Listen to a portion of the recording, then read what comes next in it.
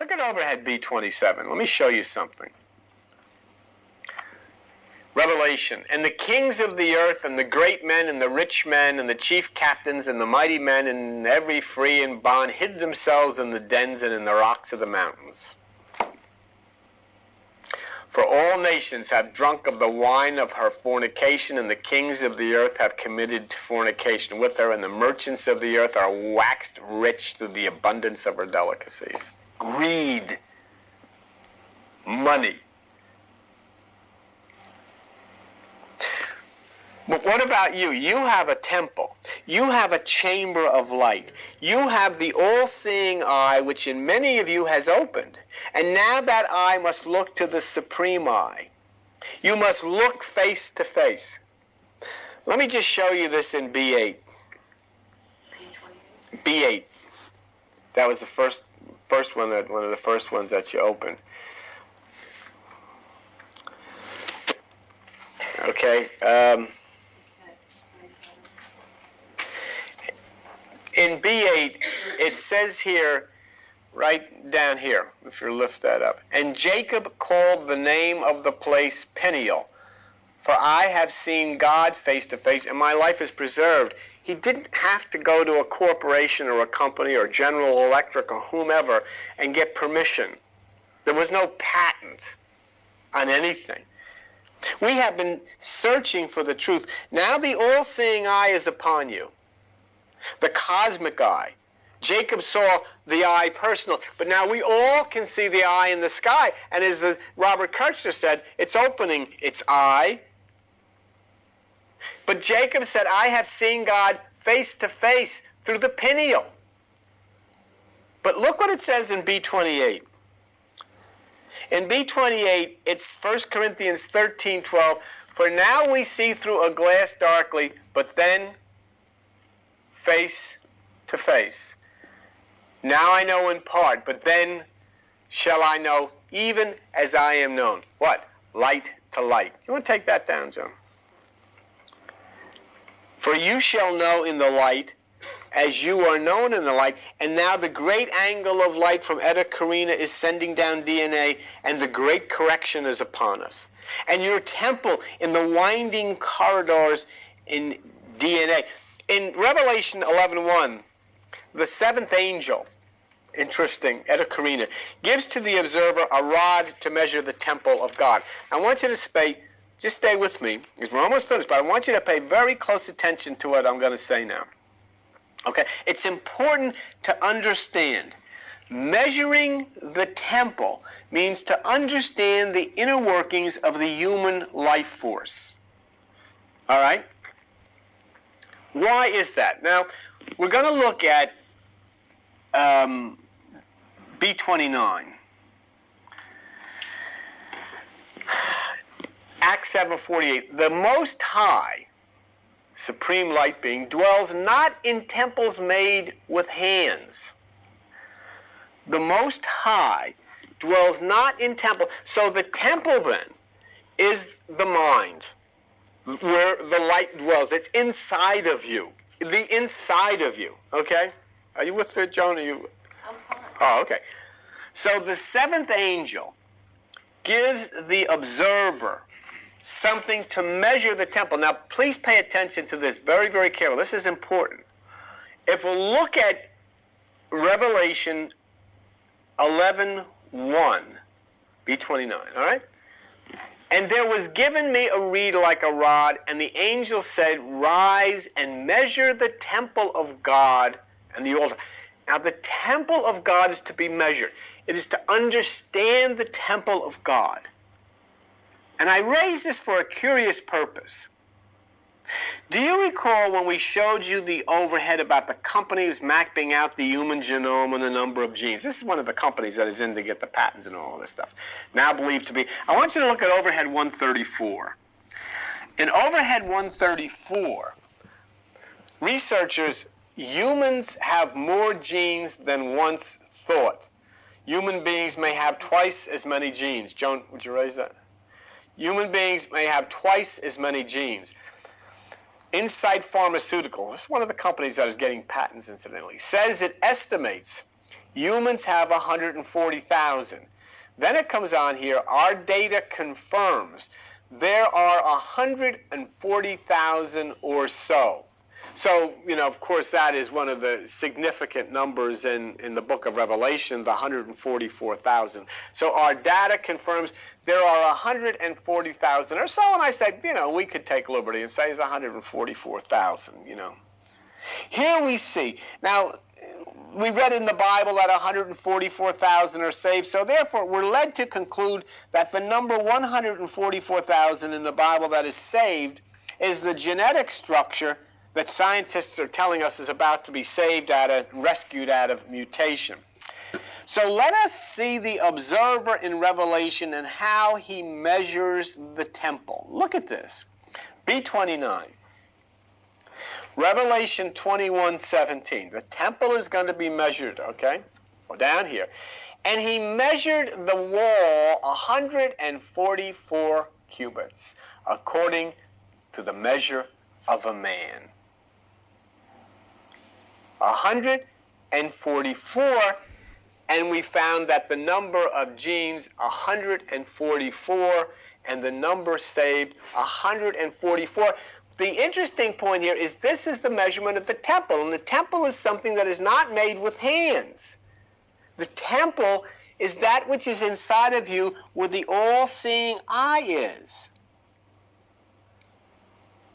Now, what does that tell you? If that is the temple, if 144 is the temple, DNA, what did you just see on the screen a few moments ago? Who is in the temple? The money changers are in the temple, aren't they? The money changers are getting patents on the DNA. The money changers are going to try to see that only if there is a great profit will you receive, which is coming from the supreme light being. In other words, the money changers are in the temple getting patents on your parts to make sure that no healings will take place unless they get a cut of the profit and unless there are big profits. And so the money changers, what will happen to the money changers? Look at B29, or is it B28, I think it is. B28? Is there a B? It's not a B29, huh? No. You skipped, you gotta switch. Okay. Well, this is the point that, unfortunately, and we did this again last night, and I just wanted to show you. Let me read it to you. And Matthew 21:12. And Jesus went into the temple of God, that's you, and cast out all them that sold and bought in the temple, and overthrew the tables of the money changers and the seats of them that sold doves, and said unto them, It is written, My house shall be called the house of prayer, but you have made it a den of thieves. So now we know what this is about. I never knew, about the money changers in the temple other than from reading in this book about somebody selling pigeons and whatever, But that has nothing to do with that. But in your day and age, right here, as you're alive, you see the proof of the money changers being in the temple. There is no doubt whatsoever that the money changers are in the temple. And if we look just one more time at 236, overhead 236, there they are. Business is getting in the way of scientific research. Business is getting in the way, right in here with the ladder, the twisted ladder, the serpent, the cosmic serpent. And look at, they're in there, and they're doing business in there. So the money changers are in the temple. And according to the scriptures, it is Jesus who must go into the temple. And what is Jesus? Jesus is the sun, is the light. Did you find it? This is what I wanted to show you. And Jesus went into the temple of God. and cast out all of them that sold and bought in the temple. And this is what we were talking about, Don. They're buying and they're selling in the temple right now. They're buying and selling in your temple. And they overthrew the tables and said, it is written, my house, which is the temple, shall be called the house of prayer. That's the place where the Peniel communicates with the great eye. But you have made it a den of thieves.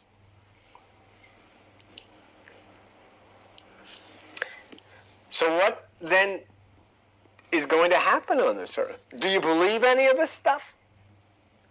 I mean, do you know that there is this all-seeing eye? You do. Do you know that genetic research is about ready to eliminate cancer and all of these diseases? You do. But do you also know that the money changers are lining up so they can get a cut of this? You do.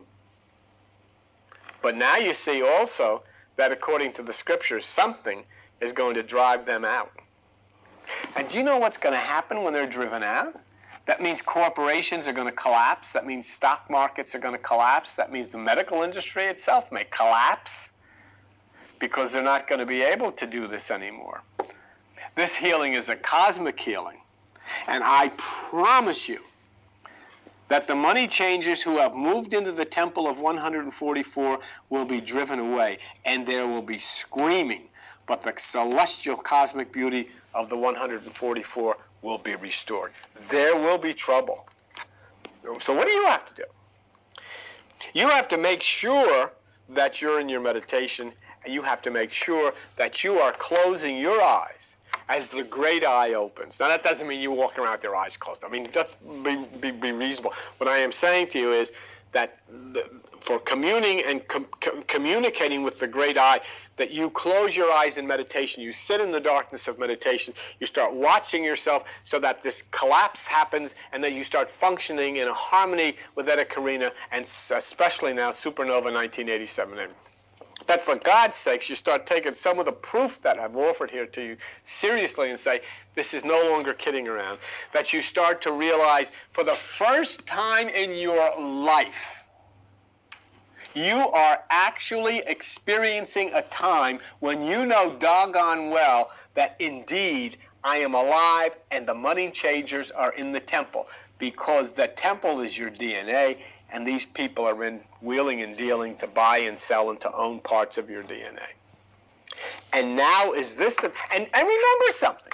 The Jesus who drives the money changers out of the temple is the same person in the Bible who says, if your eye be single, your body will fill with light. So it is the single eye of Supernova 1987A,